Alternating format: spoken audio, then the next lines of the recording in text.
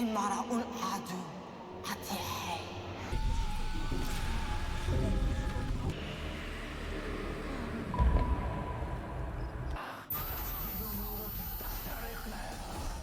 तो दोस्तों मूवी की शुरुआत होती है एक क्रीपी और मिस्टीरियस फैक्ट के साथ। हमें बताया जाता है कि एक रेयर फेनोमेनन होता है जिसे ब्लैक मून कहते हैं। ये तब होता है जब एक पर्टिकुलर मंथ में एक भी फुल मून नहीं दिखता और ये ज्यादातर फरवरी के महीने में होता है। ये इवेंट 19 साल में एक बार होता है। लास्ट टाइम ये स्कैरी फेनोमेनन फरवरी 2018 में हुआ था और अगली बार ये 2037 में होगा। अब ये इम्पोर्टेंट क्यों है? क्योंकि ये मूवी रिवॉल्व करती है एक टेरिफाइंग रिचुअल के आसपास जिसे कहते हैं जुल्मत रिचुअल। ये रिचुअल सिर्फ ब्लैक मून के दौरान ही किया जाता है और उस दिन जब रात अपने सबसे ज्यादा अंधेरी और खौफनाक फॉर्म में होती है उस रात को कहते हैं नाइट ऑफ जुल्मत। जुल्मत का मतलब ही डार्कनेस होता है और ये एक ऐसा वक्त होता है जब बेरहमी और डर अपनी पीक पर होती है। फिर कहानी आगे बढ़ती है और हमें इंट्रोड्यूस करा जाता है मिराल नाम की एक बूढ़ी औरत से। ये एक शापित सॉर्सरर लेडी से मिलने आई होती है। अब ये सॉर्सरर एक नॉर्मल इंसान नहीं लगती।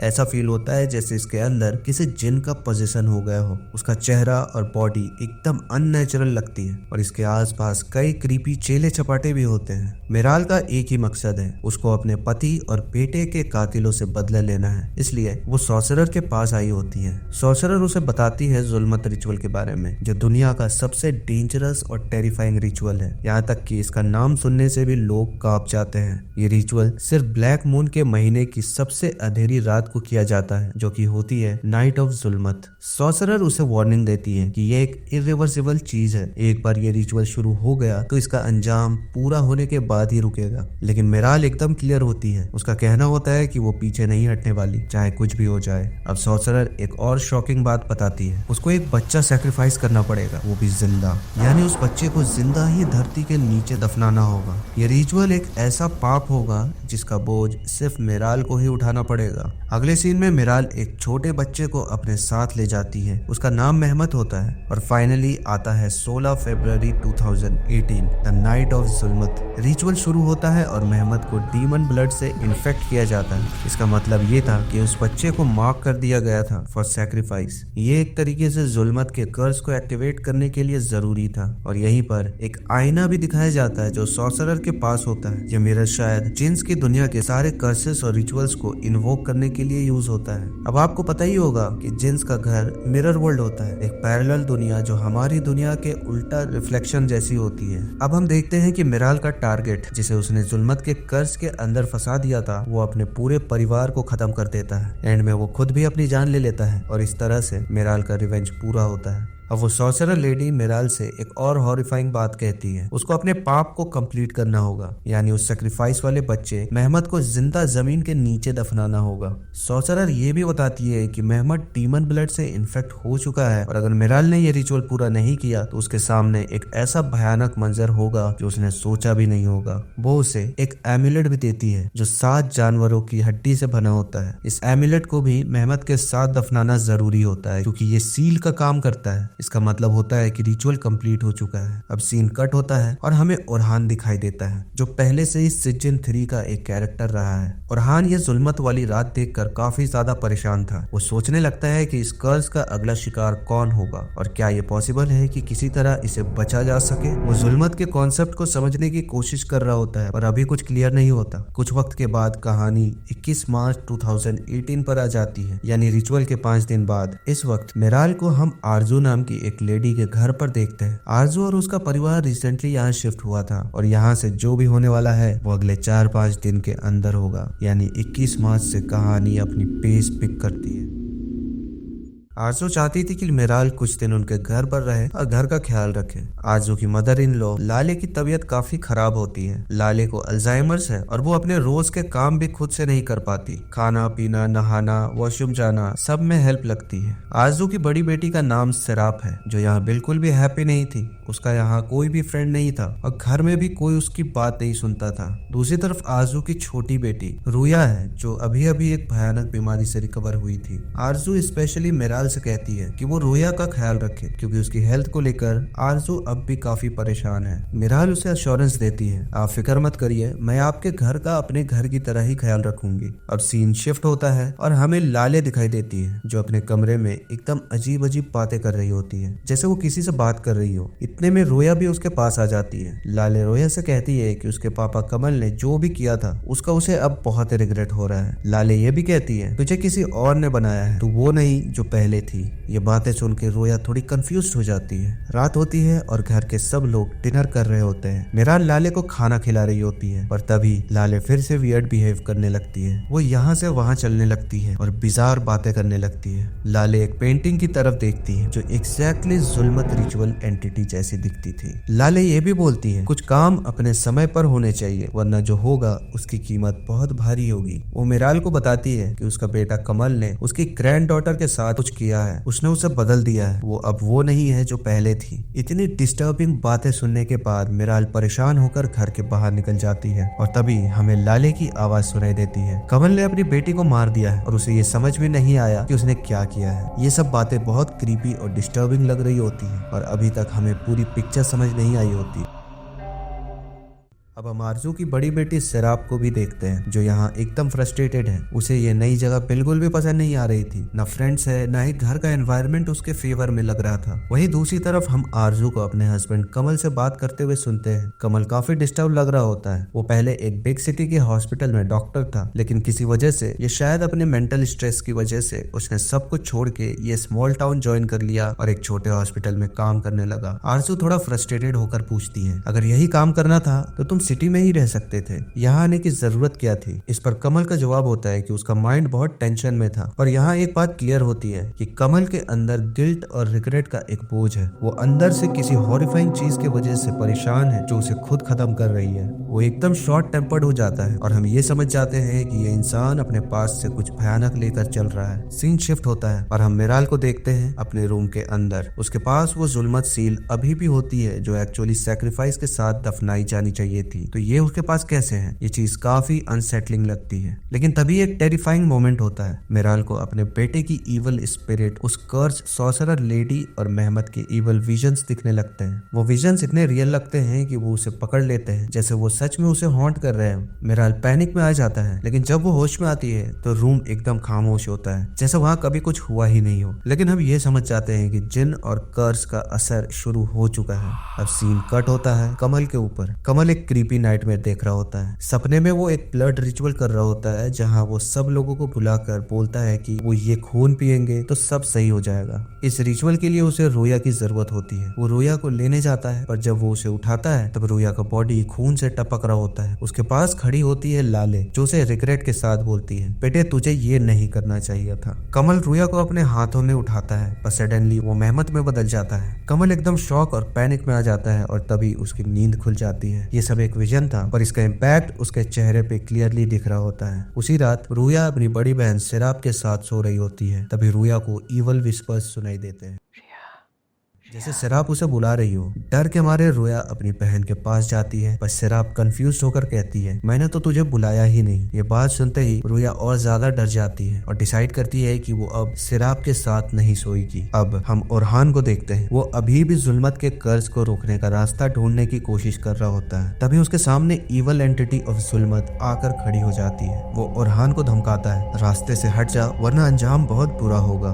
पर ओरहान बिल्कुल नहीं डरता। वो कॉन्फिडेंटली इवल से बोलता है अगर मैं तुझे डराता नहीं तो तू मुझे धमकाने के लिए खुद यहाँ नहीं आता। ये बात सुनते ही वो इवल एंटिटी गुस्से में वहां से चली जाती है। वापस कमल की तरफ सीन शिफ्ट होता है। वो एकदम ब्रेकडाउन के स्टेज पर होता है, फ्रस्ट्रेटेड और कंफ्यूज्ड। वो सोच रहा होता है सब कुछ कब ठीक होगा और ये सब कब खत्म होगा और मैं ये कैसे सही कर पाऊंगा। घर का एटमॉस्फेयर एकदम टेंस हो चुका था। कमल का परिवार एडजस्ट नहीं कर पा रहा था और ये कर्ज जैसे पूरे घर को धीरे धीरे कंज्यूम कर रहा था। अब कहानी में एक और क्रीपी कैरेक्टर एंटर होता है, काजिम। काजिम एक चाइल्ड ट्रैफिकर है जो बच्चों को बंदी बनाकर उनसे भीख मंगवाता था और पैसा कमाता था। इस वक्त वो अपने आदमी को एक टास्क देता है कि वो मिराल पर नजर रखे, क्योंकि वो कुछ न कुछ पागलपंती जरूर करेगी, और वो खुद कमल के एक्शंस पे नजर रखने का प्लान बनाता है। यहाँ एक और बात रिवील होती है, मिराल ने उस दिन मेहमत का सैक्रिफाइस कंप्लीट नहीं किया था, यानी मेहमत अभी भी जिंदा है और ये चीज रिचुअल के प्रोसेस को इनकम्प्लीट रखती है। अब इतना तो क्लियर है कि मिराल, मेहमत और कमल के बीच में कुछ बहुत स्ट्रॉन्ग और डार्क कनेक्शन है जो धीरे धीरे सामने आ रहा है। दूसरी तरफ घर पर कमल रोया को एक वियर्ड गिफ्ट देता है, 2 डॉल्स, एक का नाम रोया होता है और दूसरा का नाम मेहमत। यहाँ एक और क्रीपी चीज दिखाई देती है, जो स्वेटर मेहमत पहने होता था वही स्वेटर डॉल के ऊपर भी होता है। इसका मतलब ये है कि मेहमत और इस परिवार के बीच का कनेक्शन सिर्फ कोइंसिडेंस नहीं है, यहाँ कुछ बहुत ज्यादा गहरा और डरावना हो रहा है। इसके बाद कमल अपनी वाइफ आरजू से बात करता है। आरजू से मिराल के पास्ट के बारे में बताती है कि उसके हस्बैंड और बेटे को एक जमीन के विवाद के चक्कर में मार दिया गया था, पर क्योंकि किलर के पावरफुल कनेक्शंस थे उसे कभी सजा नहीं मिली। मिराल ने अपने दुख और गुस्से में एक अलग रास्ता चूज किया और उन किलर्स को एक ऐसे अंजाम तक पहुंचाया जो किसी ने सोचा भी नहीं था। वो आदमी जिसकी वजह से ये सब हुआ था, उसने अपने पूरे परिवार को मारकर खुद को भी खत्म कर लिया था। अब रात का सीन शुरू होता है। सिराप सो रही होती है, पर तभी उसे रूया का इवल विजन हॉन्ट करने लगती है। वो आवाज सुन रही होती है, बहन मैं डर रही हूँ, मेरे पास आ जाओ। जब सिराप उसके पास जाती है तो वो रूया कभी बहुत स्कैरी लगती है तो कभी वो बड़ी और क्रीपी फॉर्म में बदल जाती है। सिराप एकदम पैनिक कर जाती है, तभी रूया भी उठ जाती है। वो खुद इन हॉन्टिंग्स से इतना डर चुकी थी कि अब वो भी अपनी बहन के साथ नहीं सोना चाहती। दूसरी तरफ मिराल को दिखाया जाता है जो लाले के पास होती है। लाले का बिहेवियर एकदम इवल लग रहा होता है। वो मिराल को हॉन्ट करते हुए कहती है, तूने अपना वादा पूरा नहीं किया, तुझे इसकी बहुत भारी कीमत चुकानी पड़ेगी। मिराल एकदम पैनिक हो जाती है और रात में भी उसे इवल विजन्स डिस्टर्ब करते हैं। तभी मिराल को अपने बेटे हसन की आवाज सुनाई देती है। वो आवाज उसे बाहर बुलाती है। जैसे ही मिराल रूम के बाहर जाती है, उसका बेटा हसन का भूत उसे हॉन्ट करने लगता है। वो मेहमत की तरफ इशारा करके कहता है, माँ तूने अपना वादा नहीं निभाया, अगर तूने ये नहीं किया तो जो होगा वो बहुत बुरा होगा। अगला सीन कमल के ऊपर शिफ्ट होता है। वो अपनी माँ लाले के पास आता है और उसे कहता है कि अब रोया को बचाने के लिए उसकी जान लेनी पड़ेगी। लाले कामली कहती है, ठीक है ले लो मेरी जान, मुझे मार दो, मेहमत को मत मारो।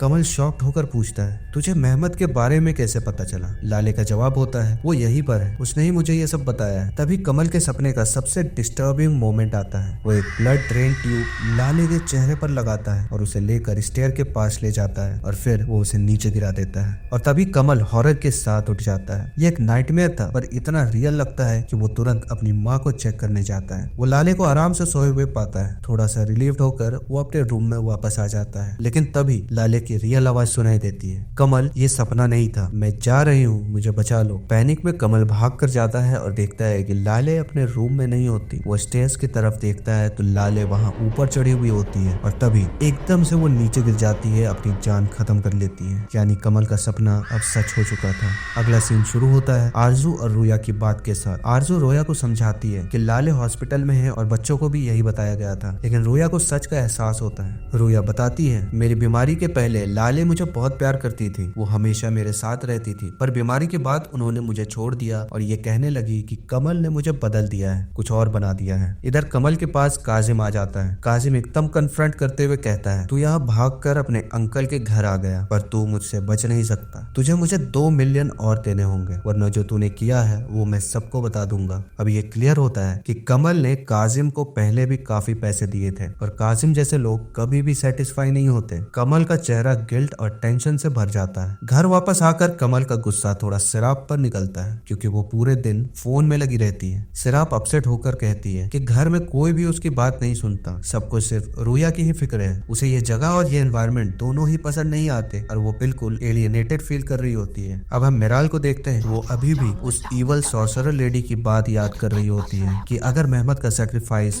बरी नहीं किया गया तो चीजें बहुत बिगड़ जाएंगी। फ्लैशबैक में हमें दिखाया जाता है कि जब मिराल मेहमत को बरी करने गई थी तब काजिम वहां गया था। काजिम मेहमत को अपने साथ ले जाता है क्योंकि उसके लिए मेहमत एक मनी मेकिंग मशीन था। अब हम काजिम के अड्डे का सीन देखते हैं। वहाँ काजिम का एक आदमी एक बच्चे को मार रहा होता है क्योंकि वो कम भीख लेकर आया था, लेकिन तभी वो बच्चा इवल मेहमत में ट्रांसफॉर्म हो जाता है। वो काजिम के आदमी को स्टैब करके उसकी जान ले लेता है। ये एक चिलिंग और हॉरिफाइंग मोमेंट होता है जो मेहमत के कर्ज का असर क्लियरली दिखाता है। सीन वापस रूया पर फोकस करता है। रूया को अब लाले और उसके पूरे परिवार की आत्माएं आत्माएं हॉन्ट कर रही होती है। लाले रोया को बताती है, मैं मर चुकी हूँ और हॉस्पिटल में नहीं हूँ, तुम भी जल्दी मरने वाली हो। रोया डर के मारे चिल्लाने लगती है। आरजू और कमल उसकी आवाज सुनकर उसके रूम में आते हैं। रोया रो रो कर आरजू से कहती है, ग्रैंडमा मर चुकी है, वो मुझे खुद बताने आई थी। इनडायरेक्टली रोया को सच का एहसास हो जाता है कि लाले अब इस दुनिया में नहीं है। कुछ वक्त के बाद हमें कमल का एक और नाइटमेयर दिखाया जाता है। सपने में वो आरजू और सिराब को ईवल फॉर्म्स में देखता है। रोया और मेहमत एक ऑपरेशन चेयर पर बैठे होते हैं। दोनों के बीच में ब्लड ट्रांसफ्यूजन हो रहा होता है। कमल गिल्ट और फ्रस्ट्रेशन के साथ सपने में चिल्लाता है, मेरे पास और कोई ऑप्शन नहीं था, मैं क्या करता, किस बच्चे को बचाता। कमल इस नाइटमेयर से एकदम शॉक होकर उठ जाता है। ये सपना इतना रियल लगता है कि वो डिसाइड करता है कि आरजू को सब कुछ सच बताएगा। वो आरजू को जगाता है और दोनों एक चेयर पर बैठ जाते हैं। कमल फाइनली कन्फेस करता है। वो आरजू को बताता है, मैंने रोया को बचाने के लिए मेहमत का खून लिया था। रोया के लिए वो स्पेसिफिक ब्लड ग्रुप चाहिए था जो कहीं पर नहीं मिल रहा था। मेरे पास और कोई ऑप्शन नहीं था, इसलिए मैंने मेहमत से खून ले लिया, लेकिन वो लिमिट से ज्यादा हो गया और इस वजह से मेहमत की मौत हो गई।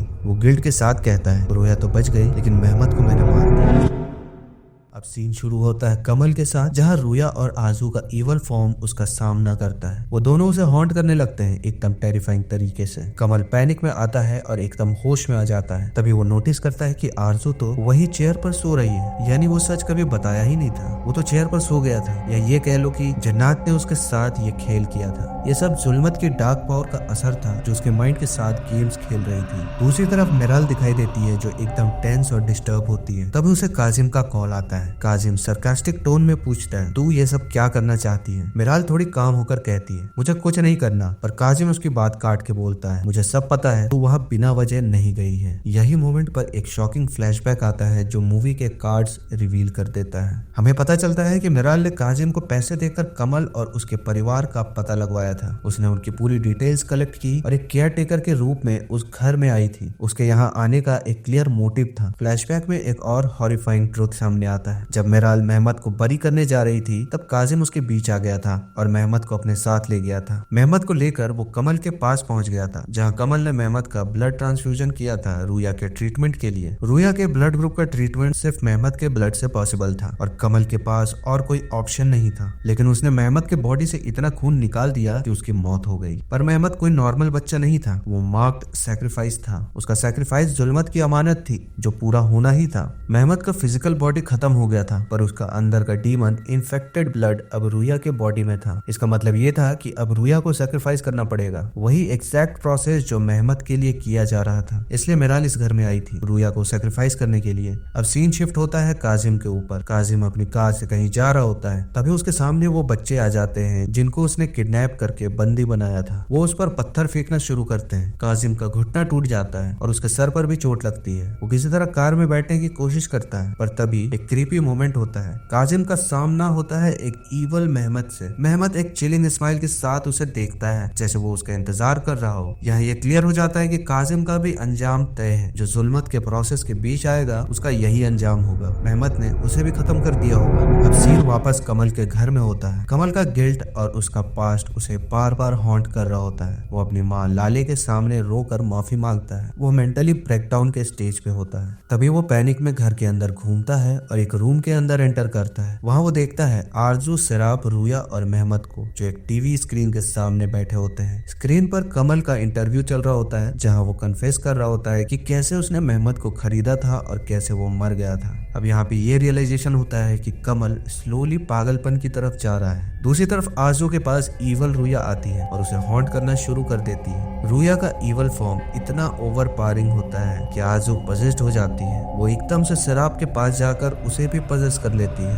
अब हमें एक और टेरिफाइंग क्लू मिलता है। वो एमुलेट जो कि 7 जानवरों की हड्डी से बना था, उसकी प्रेजेंस स्क्रीन पर दिखाई देती है। वो इनडायरेक्टली इस बात का इशारा करता है कि अब सैक्रिफाइस का वक्त आ गया है। पसेस्ड आरजू और सिराब सीधा मेराल के पास जाती है। वो एक ही बात बोलती है, आज रूया को खत्म करना होगा, उसे बरी करना होगा। ये बोलकर दोनों अपनी प्रिपरेशंस करना शुरू कर देती है। सीन शिफ्ट होता है ओरहान के ऊपर जो डिटरमाइंड है कि वो इवल फोर्सेस को रोके। ओरहान ओरहान को पता है कि इनोसेंट लोगों का खून नहीं बहना चाहिए और वो जुल्मत के इस खराब साइकिल को यही रोकना चाहता है। वो डायरेक्टली इस घर तक आ जाता है जहाँ पे इवल एंटिटी उसके सामने आकर उसे चैलेंज करने लगती है। वो डराता है, अगर हिम्मत है तो आगे बढ़कर दिखाओ, तुम खुद अपनी मौत को चूज कर रहे हो। पर ओरहान एकदम फियरलेस होता है और अंदर जाने का डिसीजन ले लेता है। अंदर जाते ही उसका सामना पजेस्ड सिराप और आरजू से होता है। दोनों एकदम क्रीपी तरीके से बिहेव कर रही होती है। ओरहान उनसे कामली बात करता है और उनका नाम पूछता है क्योंकि इवल को वैनिश करने के लिए उसका असली नाम पता होना जरूरी होता है। पहले तो दोनों उसका मजाक उड़ाती है और उसे मॉक करने लगती है, पर फाइनली वो अपना नाम बताती है, अफरा।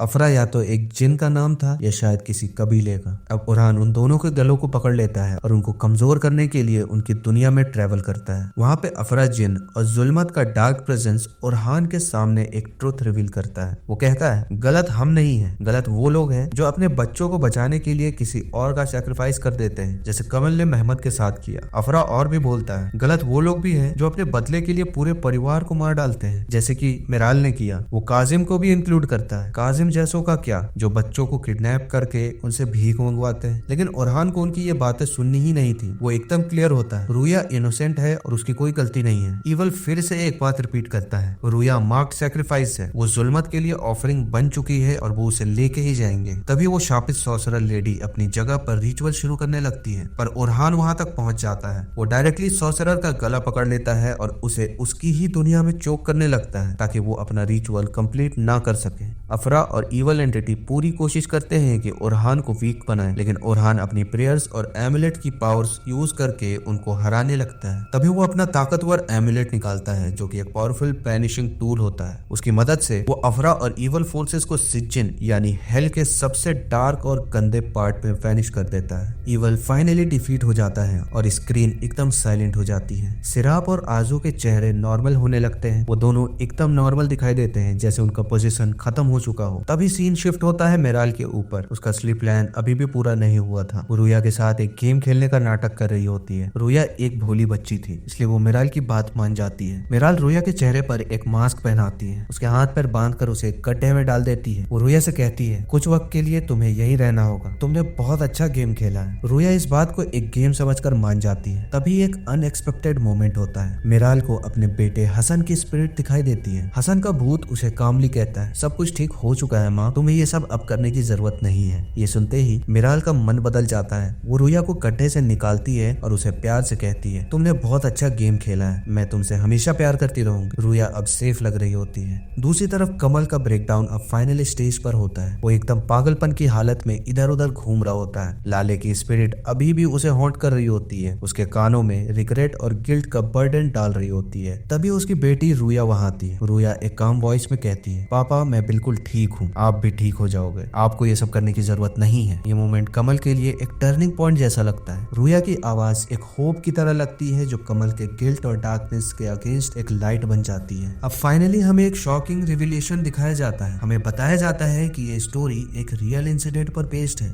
फाइनल नरेशन के थ्रू हमें ये पता चलता है कि मिराल, आरजू, सिराप और रुया उसी घर में रहने लगे थे। पर ट्विस्ट ये है, रुया कभी बीमार थी ही नहीं। पता चलता है कि ये कमल था जो मेंटली डिस्टर्ब था। वो रुया को बीमार प्रिटेंड करता रहा, शायद अपने गिल्ट और प्यार को बैलेंस करने के लिए। कमल का पागलपन धीरे धीरे इतना बढ़ गया कि उसे 6 साल के ट्रीटमेंट के लिए एक फैसिलिटी में भेज दिया गया। मूवी के एंड में अब हम ओरहान को देखते हैं। ओरहान एक कॉन्फिडेंट और डिटरमाइंड लुक के साथ खड़ा होता है, जैसे वो आगे भी इवल फोर्सेस के अगेंस्ट लड़ने के लिए रेडी है। उसका पोज एकदम क्लियर मैसेज देता है, the fight isn't over yet. और इसी के साथ ये मूवी यही खत्म हो जाती है।